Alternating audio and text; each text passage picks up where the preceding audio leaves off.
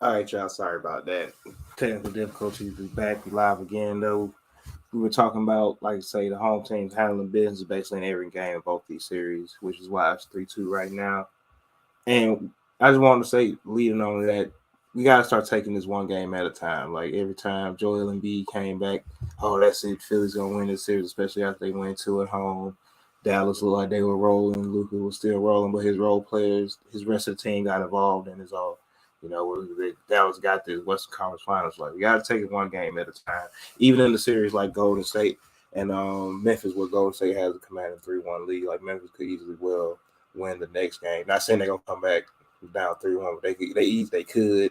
So let's just take it one game at a time. That's literally what the players always say, and people think it's cliche, but that's just really what it is because it is different to play at home, but the downside to that as the lower seed is you do have to steal a game on the road. But we've seen in the past teams steal games on the road, right? And still, just even in the Bucks and Boston series, they both have stolen the game on the road or whatever. So It's happened. I've seen series where, the road team win the first two games and the next, so a lot of things happen in these playoff series. Is the reason these teams get to these points. No, for sure. Nikola Jokic was named back-to-back MVP. I don't think we had a chance to talk about this on anything yet. Legend says that they had to go find him on a boat somewhere in the middle of Serbia because he had already went home after the playoffs. So thanks, brother. No, he's already home, and especially when they just announced it, he's been home for a minute. Yeah. So like he just. But I would have had. He's rich. I would have had my ticket the next day. No, yeah, I think they said he just found out yesterday that he won MVP. They won MVP. That's what's right. No, yeah, for sure, and of course, I went straight home too. We probably go relax, decompress, long season. They got eliminated in the end how he wanted to. You know what I mean? He spends his time in Serbia. He's not from America, so. Right. Ain't got no reason to be here, right? That's it's cool that they had to go find him. Like I would love to see the footage. Back in the day, it would have been a commercial made by when the good people was running ESPN, they would have made a commercial of somebody sending him a note, and he would have been on the pond, and it would have swam up to him. Yeah, we gotta do that. No, just gave it away. There you go, right. Gold. But the discourse around him winning MVP for a second season is not. Just the discourse in general of all basketball for the last couple of months, honestly, I'm not gonna say it's been a long-term thing, but just the discourse and how it's overly debated to the point where we're not even talking about basketball anymore. I feel like I seen Kendrick Perkins say Jokic don't pass his eye test basically because he's all analytics. Of course, he don't have a bag. Like, what's impressive about him being the first person to average 27, 12, and 8. When Joel Embiid averaged 30, 12, and 6. It's just ugly. Like, I ain't saying y'all got to congratulate him, but on a certain level, y'all don't have to disrespect him, and I feel like that's what it is. It's not even y'all disagreeing with the pick at this point. Because I'm not saying you can't disagree. I'm not saying you can't feel like maybe Joel Embiid or Giannis should have won it. But there's nobody has given a real reason why Jokic shouldn't have won it, in my opinion. Because if anybody else would have won it would have went the same way either way. People are gonna just go to that side of it because to say he don't have a bag means you really haven't watched him play. Maybe Kendrick Perkins should go to some Denver Nuggets games next year. Go and watch him play and watch what he does on the court. Like, there's few centers ever that could do what he does, whether it's the off the foot threes that he takes, the passes that he makes, running their offense, playing in the post. He has just as good of a post game as Joel's. His is just different because Joel is more shifty and he has taken certain points from guards as far as he'll play in the mid range. He'll play in the mid range more. So while Jokic he's shooting a three or in the post layup. So say he don't have a bag, and that's really disappointing for Kendrick Perkins. You're a center, and he has more offensive moves than Perk ever had. And Perk averaged 40 in high school. Like, forget the jokes of the 2-point Perk could hoop. He was once an offensive option. So I think that's always just my thing with people just wanting to be the person that they chose, because the conversation should be more about the season that he had than why he shouldn't have won, because guess what? He won it. So they ain't finna take it away. Right. So if you're not gonna congratulate him, I don't think it's really time to have to voice your opinion because what's not impressive about 27, 13, and 8? Like what's I not seen somebody say like what center is averaging 8 assists? What's not impressive about that? Right. I know you feel a certain way about, when they do some of those stats and it's like, there's no point. Like, what kind of stat is this? Like the most famous, I think, was the Thaddeus Young one, which he's not a part of that club anymore. It's like 13.5 points, 46 from the field. Like, just something ridiculous. Yeah, them don't matter. But he has which is all analytics. No, right. But he has the regular stats also. He finished top 5 in rebounding. I'm pretty sure he's top 10 to 15 in scoring because scoring was up a little bit this year. So, he might not have been top 10, but he was in the top 15 in scoring, top 5 in rebounding. He would have finished top 5 in assists. So, and I don't care for the analytics at all. I don't care where they don't matter to me. Advancing stats just don't matter to me, honestly. They, tool, not the toolbox. We ain't gotta get into that for real. But to say that he don't pass the eye test is the only thing I really have a problem with outside of everything. Because I mean, you really ain't watching him play. And he really will give you buckets. Like, he really will give you buckets. He's really passing the ball. He has he does have his offensive moves. No, he's not jab stepping or whatever, but he gets you in the post. He gonna give you the spin, the pump fake. He has a really good offensive game. Like that just sounds stupid to me, honestly. It really does. I was trying to think of a nicer way to say it, but it really just sounds dumb as hell, honestly. You are an analyst and you clearly didn't watch him play. And I'm not even the guy that's like, you always see the people that's like, oh, these people get paid to talk and you wouldn't even watch. Like, that's how I feel about him right now. You really didn't watch. You have another choice. But to say what's impressive about 27, 13, and 8 as a former player that never put up those stats, and I don't even mean disrespectful at that point. He made it to the league, but you never did that. And you're saying what's impressive about that. As somebody that played in the league, not you can't say that to someone that didn't play because that's not a fair conversation. But you played in the league. You were a starting center. And centers you played against didn't do that. Who did Kendrick Perkins play against that averaged 27, 13, and 8 assists? What center did he play with that did that? So that's when that's why I feel when certain players be upset with players as analysts that when they get to talking crazy, because it's like you're going a little too far. Like, no, that's when you got a championship because you played with KG and Paul Pierce and Rondo and Ray Allen, but stop playing like you could handle Jokic. Like, get out of here. And on top of that, the last 2 MVPs are both foreign-born players, and the last 3 MVPs are all back-to-back winners. Who went back-to-back before? Steph, Giannis, Jokic. I thought James won it. He didn't win in the middle. No, yeah, you're right. He did win in the middle of that. I thought James won it. He won in the middle. That's right. Yeah, him and Westbrook won in the middle. Yeah, but it's crazy that we've had back-to-backs. It's crazy, but it's not crazy when I was trying to think about having back-to-back MVPs. And I tried to think that we really see that. But I remember Tim Duncan going back-to-back. LeBron went back-to-back twice. Steve Nash went back-to-back. So it happens. Right. Yeah, I know you ain't gonna bring that up. Larry don't count. Like, he above y'all when we ain't talking about Larry Bird and that, but that just showed dominance and excellence and for him to get it, and I appreciate it. And I didn't even have him. I definitely had Joel Embiid as MVP, but I'm not mad that Jokic won it. I think he deserved it, or he earned it. He earned his place to be in the conversation, and that's all it takes to win it, in my opinion. In the conversation. Shout out to Ball Sack Sports on Twitter. They predicted every award went all right. Ain't that funny? But I do need to know that I need everybody to stop retweeting Ball Sack. Other than something like that, because that's cool. Anything else? Fake quotes. Stop retweeting them. I don't even know why y'all follow Ball Sack Sports. Like, we all know it's fake, but they did get that right, which is like insane. But they say broken clock is wrong twice a day. But no, Golden State, Memphis. Golden State up 3-1. John's looking like he might be out for the rest of the series. Yeah. I see somebody. I don't know. I think I was in the group chat. Bruce Bonner. I think I was in the group chat on Twitter. Somebody said Steph Curry pretends that Dylan Brooks is a good defender so he can stay in the game in the fourth quarter. It was definitely the group chat. Steph definitely seems like the type of guy that won't. I don't know about that, but Steph definitely seemed like the guy that when he was younger that wouldn't cook somebody as much because he's super cooking you and everybody's like, man, he killing you. So he pull back a little bit.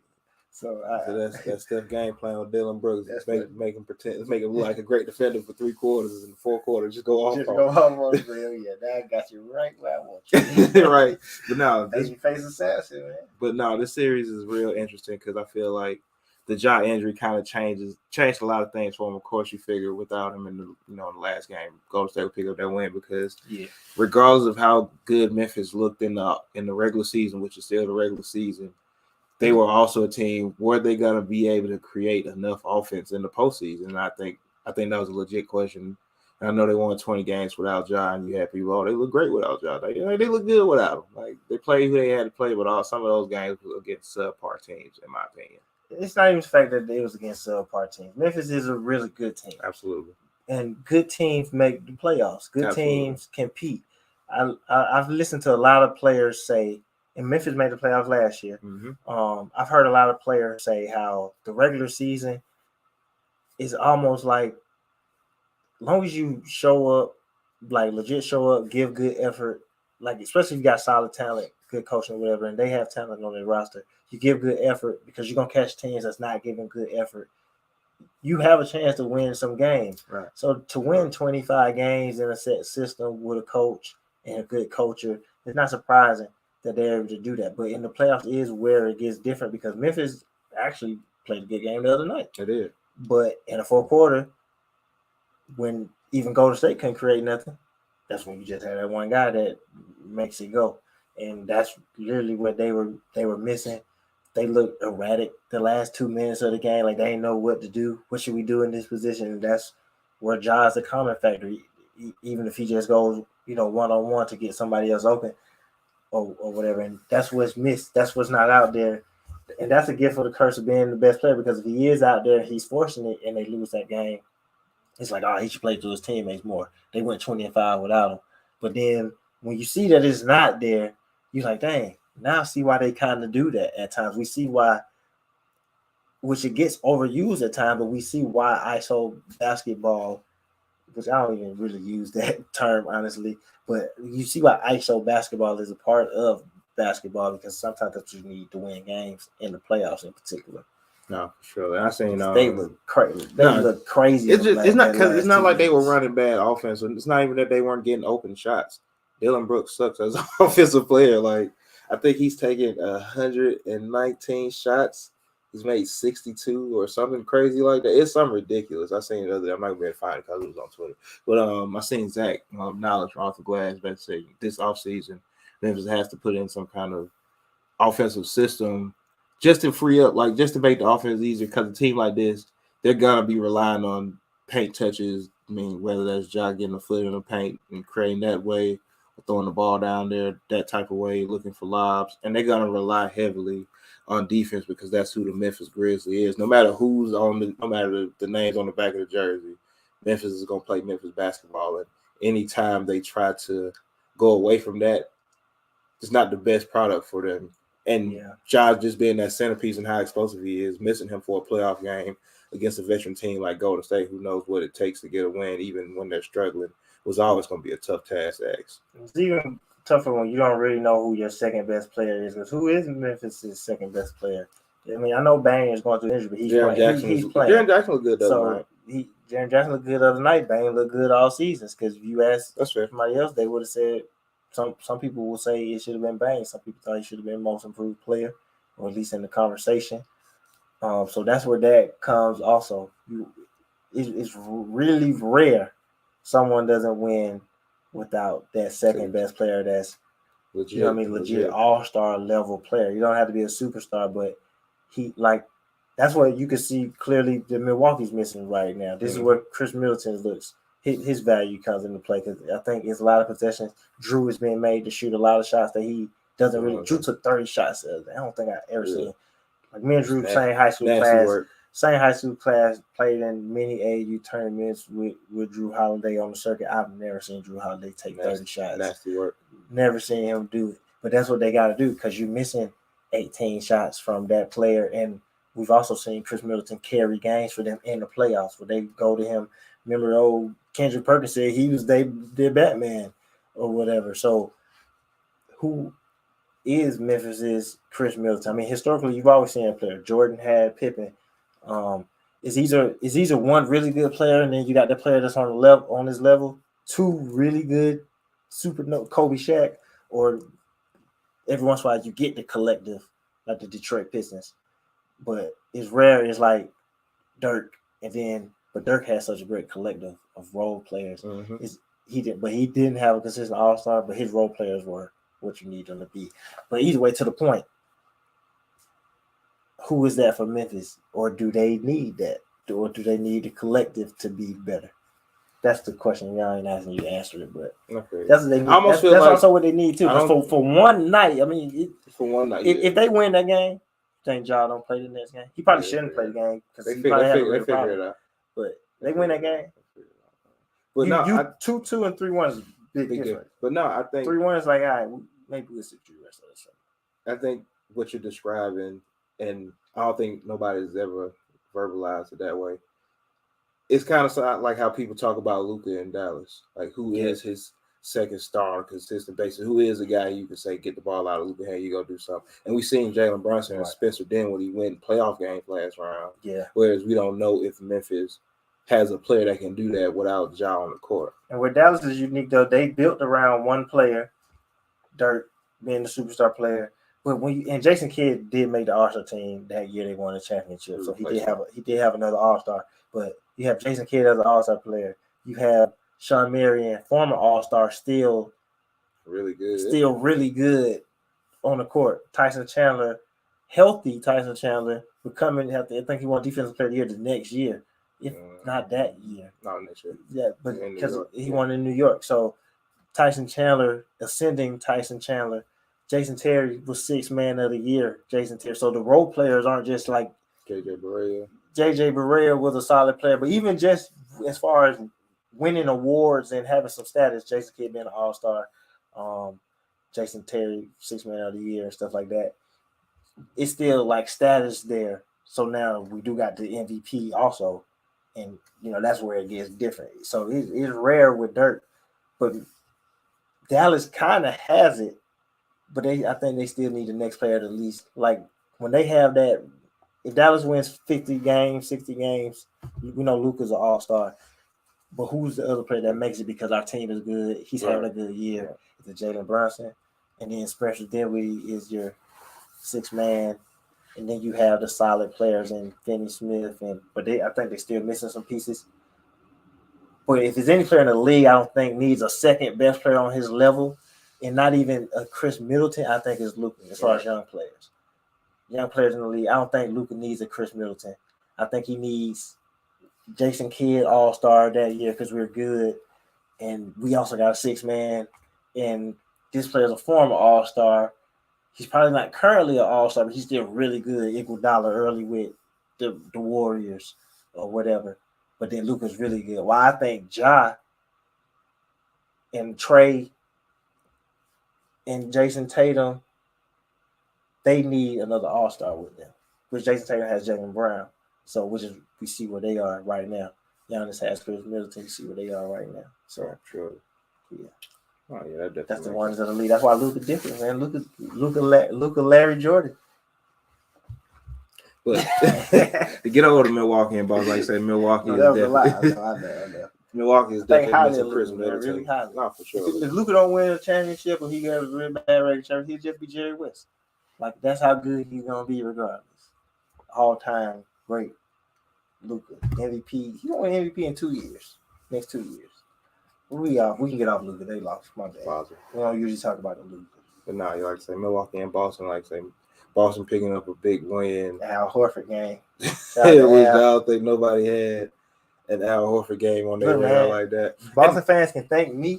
I said after game, whatever, 1 or 2, we went on the Hoop Troopers, and I said, I don't know Al Horford can sustain. He had like 25, and I don't know if he could do that. He been hooping. No, for sure. He been taking it. I heard that. He took it personally. He took that Giannis. I want before we get into the last game. I hate how I get it. We don't want to see them call text on that, but like both of them got to take up for a time call. which in my opinion is fair. Like you gave Giannis one, so you got to give out. You gave out. I thought Al got hit because of the elbow. Did he get it because of the elbow? I just figured he got it because he didn't look in. He walked away. You know what I mean? They said, but I thought it was because of the elbow. Because I feel like the elbow. I didn't think Giannis should have got his either. But they have. I don't think they should do it either. But they have historically, if you stare a little too long, they have given that out before. I feel like those are those takes when they feel like they need to set a precedent because they are letting these teams play as physical as possible. Like they are calling fouls. Players going to the free throw line, but you know at some point it can get out of hand. And I don't care what nobody say. These are NBA players. They're people. They're grown men. Oh, yeah, you see Al when he did it. We start staring at each other. We know where it gets. We see how y'all talking about players being dirty. You know, I'm surprised people didn't bring up Al Horford because Al Horford didn't try to bow Giannis first and foremost. Like, no, he didn't at all. But that's why I thought. I feel like people wanted to make it a big deal in some kind of way because I feel like that's what the narrative let us play. They got shut down so quick. It's just like it's Al Horford. Right. I feel like the referees were saying this is what we gonna let y'all play. Y'all can beat up on each other. Y'all can bruise up on each other. Giannis, you ain't got to keep making them ugly faces every time you get a dunk. Yeah, but I think it's just a matter of how long, because I've seen them do that before. If you stare too long, because it is like, all right, get it in and get out the way. So, because at the end of the day, they are letting show emotions. And, I mean, maybe I need to rewatch it. Maybe it was quicker than I'm thinking it was. But I've seen multiple times, like not even just a couple times, somebody like really stare you down and they'll give you the tech for it. No, sure. So, but that is their way of trying to get a handle on because of how physical it is and stuff like that. And it does get tough out there. But the refs, the ref gonna ref, man. It's always like this. It's so bad that it's always bad. Some of it's not as bad as people think it's bad. It's just you don't think it's like how Taylor Jenkins said that the block on Draymond. Oh, it was a lot of cut, but Draymond ain't touched that, man. He said it was a lot of contact. They should review that. Because my thing is like.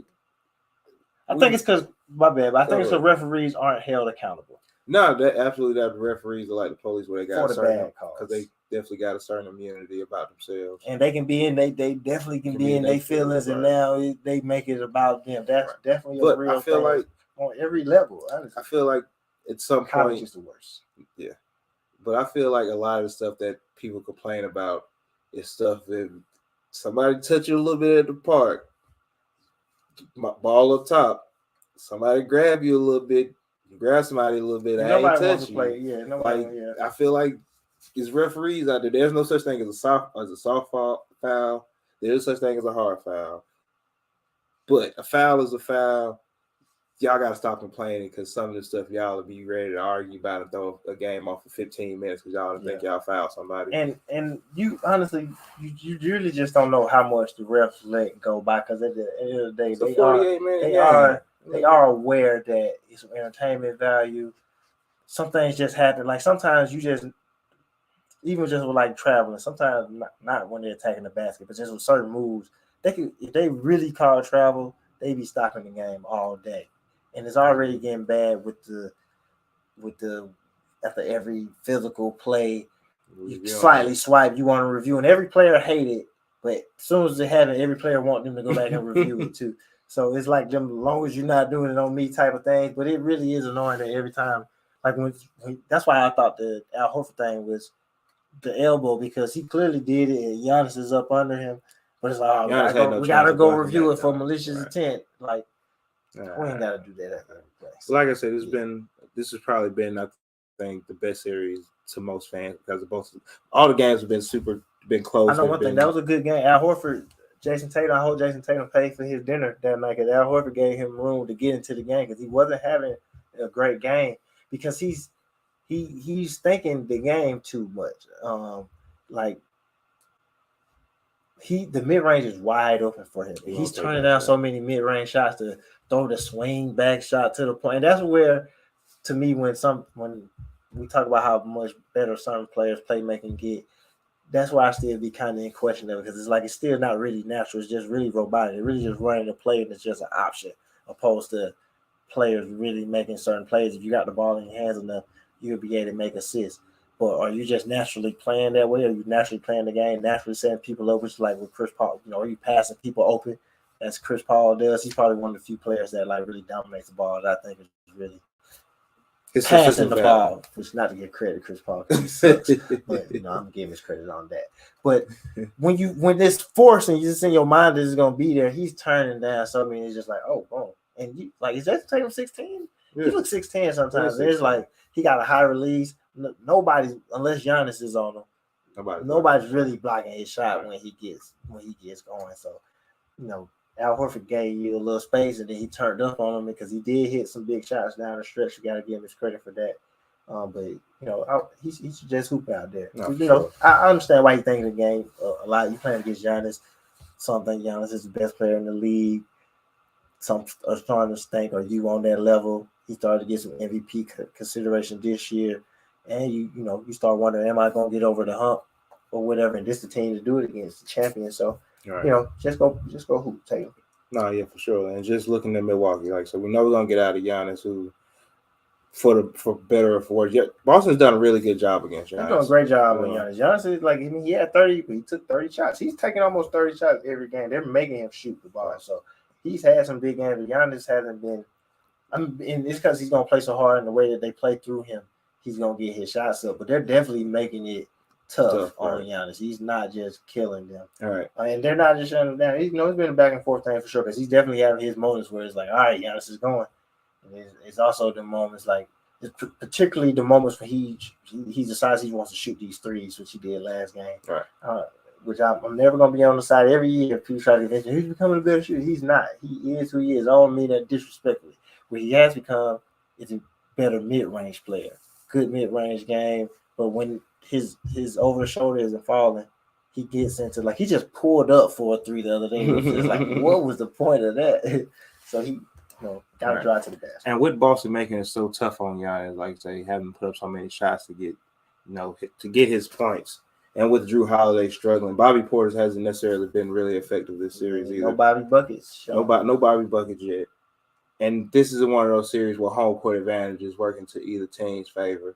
If you're Bud, how do you get a player, maybe how do you get Drew Holiday wrong? Because I feel like that's the player you need, especially without Chris Middleton right now. Yeah, and that's the key, because without Middleton, you can throw those other defenders on him, because we've seen Marcus Smart a little bit on Giannis, a little bit on him. They'll put Jalen on him. And Drew is a player where he's mainly shooting threes or layups.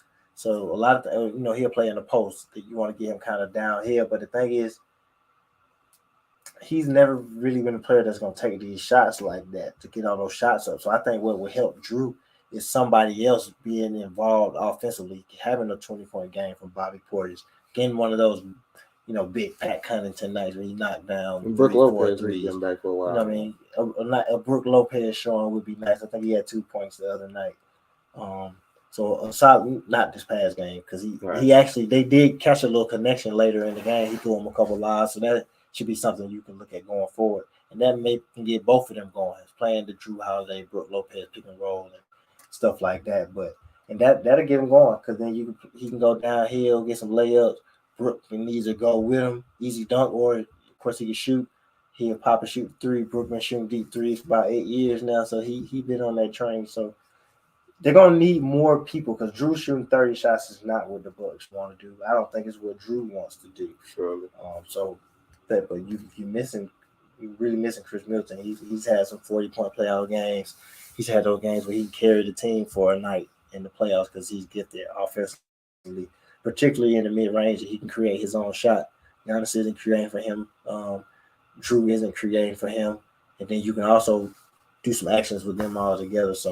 But I think Bud should do some more, Drew Holiday, Brook Lopez actions. No, sure. But I think we can end it right there. Other than that, you got anything else?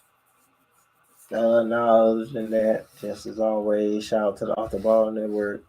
Shout out to all the viewers. We every Wednesday afternoon, usually 12 o'clock. We had to go at 1 this week, and you stuck through the technical difficulties, so appreciate that. But every Wednesday for the Hoopers Afternoon session, and then anywhere podcasts are available, search the Hoopers Pod, Apple, Google, Spotify, iHeartRadio, Pandora, all those cool places. And for sure, make sure you subscribe on YouTube. Search the Hoopers Pod on YouTube. Hit the subscribe button. That's all I got, man. Sean W. It's fresh. This is a Hoopers afternoon session.